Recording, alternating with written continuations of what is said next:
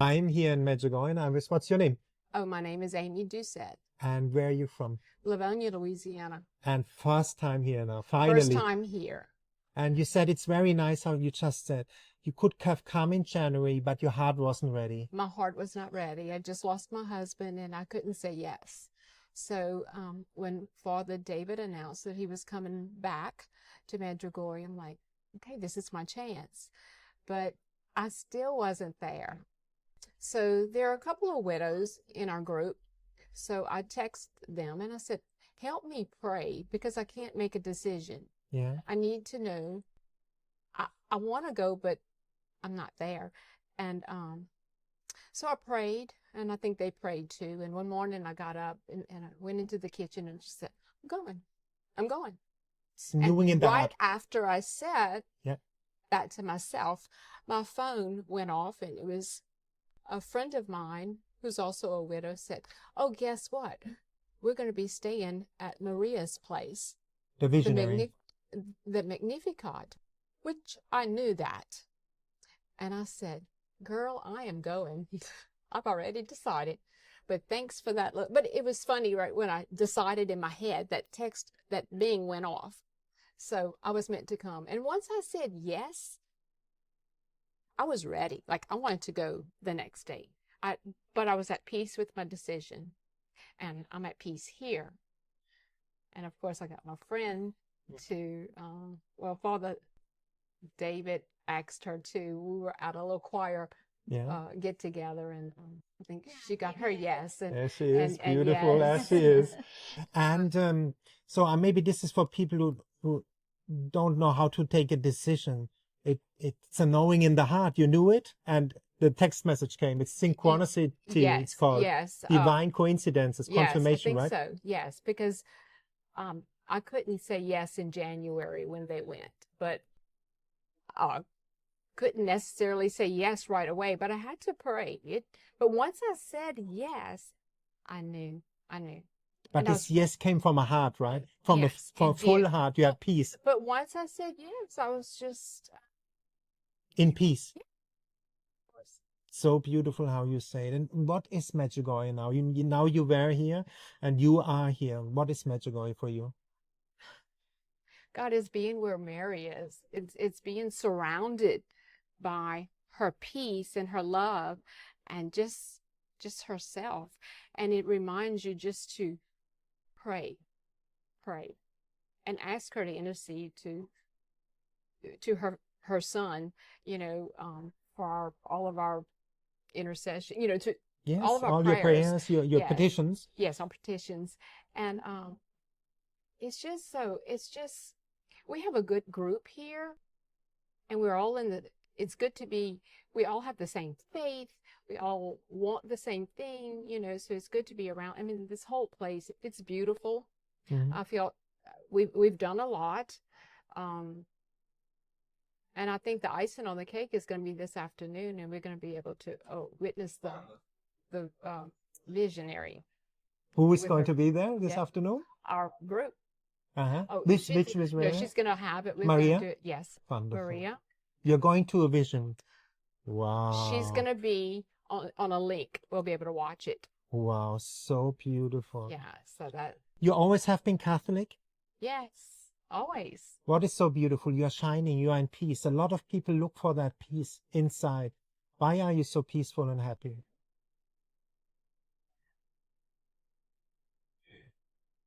I feel a lot closer to my husband here. You learned that here? Yes. I climbed Cross Mountain, and I was reflecting how high I was. Oh my God, closer to you.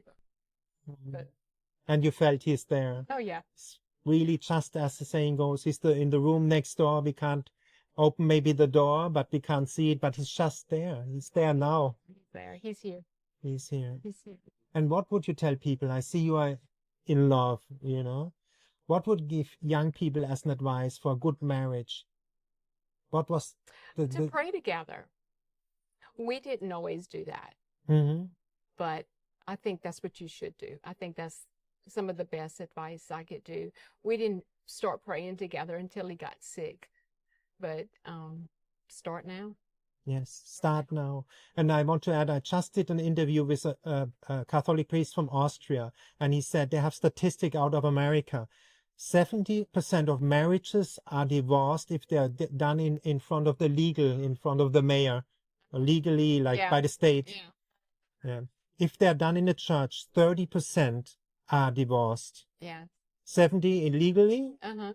30 in church, and 0.04% are divorced if the family, the parents pray together and the children pray with them. 0.04%. They have the statistics now.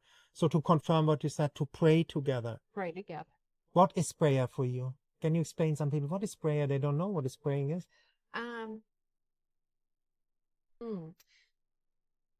Prayer for me is quiet time and asking for my different petitions that I have. I have a sick mother now. I would pray for her All the time. Me too, for my all the father. time. I pray for my children and their marriages. Yeah. Then I pray for my grandkids to be healthy and to stay healthy. And I pray for my friends. I pray for my friends who got me through The hard times you had. the hardest time in my life, and my siblings. That's what I pray for. And you went to confession here in Medjugorje? I did. What would you tell people now? Why not too scared? Because a lot of people are scared to go. You walk out just feeling just so light and ready to conquer the world. Yes, exactly. Want to hug everybody, young like a deer, jumping around. And our faith states, when we are in a state of grace, after confession, we can go to receive the Eucharist. It seems a lot of people don't understand what is the Eucharist. What is it? It's Jesus. It's body and blood, soul and divinity. Yes, yes. Truly not a symbol like our Protestant brothers used to say. It's Jesus. It's Jesus. Jesus. How do you know that? Because I know. I feel it. You can feel it every time you go. Yeah. I mean, it's what you put in your body, and it's what you can emulate out to others. And you're radiating it. A cousin of mine said he looks at the videos. He said, I don't know, all these people seem to be so in peace and joyful there. He's observed, he never have been here, so watching the videos. I've never been here. Yeah. I have watched your videos before. When our last crew came in January, we were, I started liking Mary TV and all the Medjugorje and your interviews. I think they have a link and they. Fantastic. So, yes. And it helped. Oh, yes. Yes. What is the effect of watching these testimonies? I do them. I don't know when you are sitting in America and watching this. I'm just so happy for that person. I just feel joy for them. Yeah. Yeah. Because you are in joy, no? Oh, well, thank you. And how do you get that joy? What would you recommend people? I'm here in Medjugorje. Come to Medjugorje. Come to Medjugorje? And why is the Catholic faith for you so beautiful? You said you as a child, you went to church. I know no other faith. I've been a Catholic all my life, and was born and raised Catholic, and I don't know of any other faith. Somebody wrote, there's a rabbi, he wrote a book about happy marriage, and he said, when you joyfully, authentically live your faith as parents, the children will stay in the faith. If not, they will go somewhere else. Did your parents live it authentically, joyfully? Yes. My grandmother, I watched, and my grandfather, I watched them get on their knees at night and pray. Wow. And my grandmother always had a rosary hanging on her bedpost, and mom. Amazing. Yeah, and mom and dad, mama used to bring us to church more, but of course we would walk to church too because I live right near it. But I think it was once when I had breast cancer about 16 years ago. That's when I think my dad went back to church. Wow. Because I think everyone was scared. My dad. Yeah. I think they were scared. Not the unknown, and my dad went back to church. But he died a couple of years ago. Peacefully? Peacefully. He made his confession and had a priest come visit with him, and I know he's in heaven. You can see that if he And has I a know- daughter like you, he did the job. And I know my husband's in heaven. I believe so. And you know, it seems that when the problems, the challenges are coming, people are coming back to God. If you said the breast cancer, you Yeah. prayed with your husband when he got sick or when you got sick? When he was diagnosed with esophageal cancer, we started a surrender prayer. Wow. That's You know how it started. Dondolindo? You know Dondolindo, the surrender novena? I think that's the one it is. Yeah. You prayed that one? Someone David? gave it to me, and that's where we started. We started with that. And did your husband have peace? But we both prayed, but not together. We never prayed together. We went to church together, yes. But, you know, I had my own set of prayers, and he would faithfully say his finger rosary to work every day and back. But once he got sick, we started praying together a bit more. And the Divine Mercy Chaplet. What is so beautiful about the Divine Mercy Chaplet? It's just beautiful. It really is. Try it out. Homework for you guys. Maybe you never heard about the Divine Mercy Chaplet. Look up Google. You can find everything. Yeah. Go Google. Ask Dr. Google. But it was presented to us. I just heard about it just a few years ago. It was at our a neighboring parish. Yeah. And then when Father David came to our parish, he introduced started. Yeah, we had it. It's beautiful, and I know for my husband's funeral, instead of the rosary, we did the Divine Mercy Chaplet. Wow, you give me goosebumps. It was beautiful. Everybody stopped and was quiet.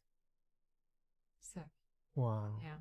Maybe that's a lesson for all of us. Stop, get quiet, look, cry out to God.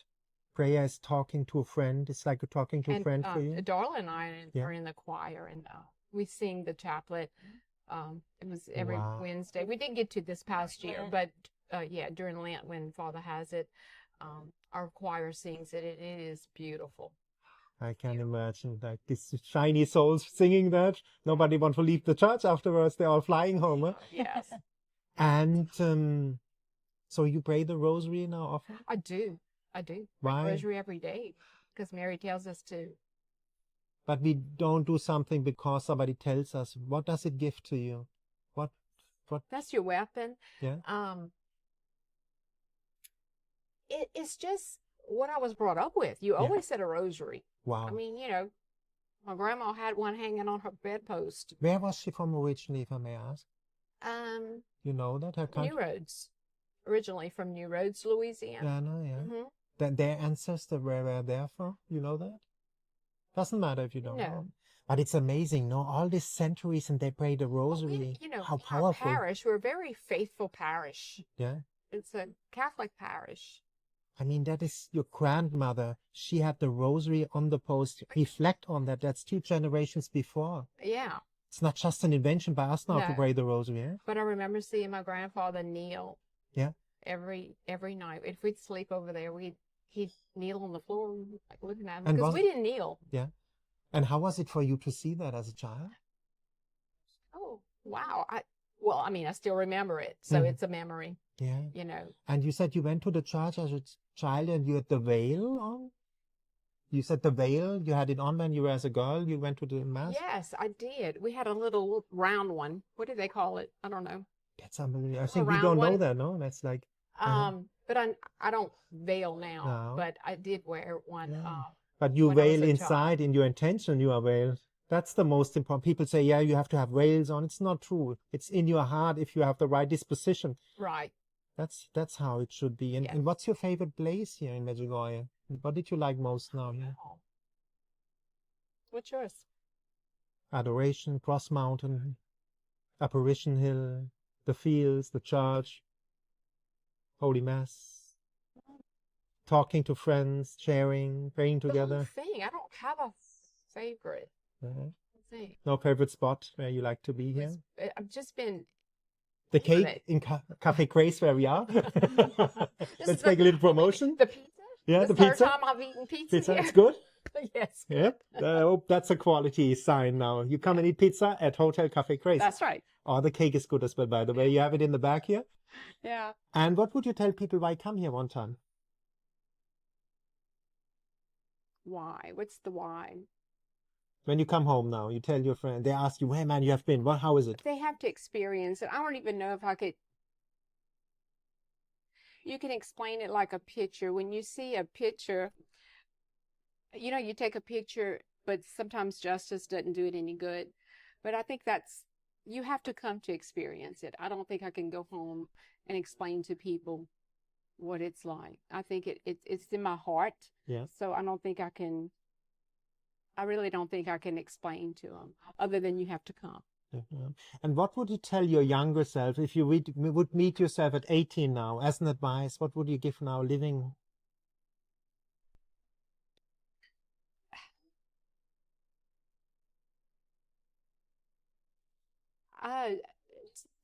To pray. I know I brought my kids to church and I did all that at a young age, but at 18, I don't think I didn't know the God or The living God. Jesus or Mary like I do No. today. I was not there. And what do you know now? I went to church. Yeah. I never missed Mass. Yeah. I never missed Mass. But what do you know now? You didn't know them, it seems you said. I know Jesus and Mary. And how are they? And I read, you know, scripture more, you know. I listen more to the readings. I know the readings. I've been to Bible studies and you know, and being with friends that share your faith. Yeah. That helps. Wow. And marriage advice, everybody wants to have it. A nice marriage. What would you say again at the end? How is a good marriage? Pray together. Pray together. Together. You pray together, you stay together. That's right. Wow, what can I say? Thank you so much for that beautiful interview.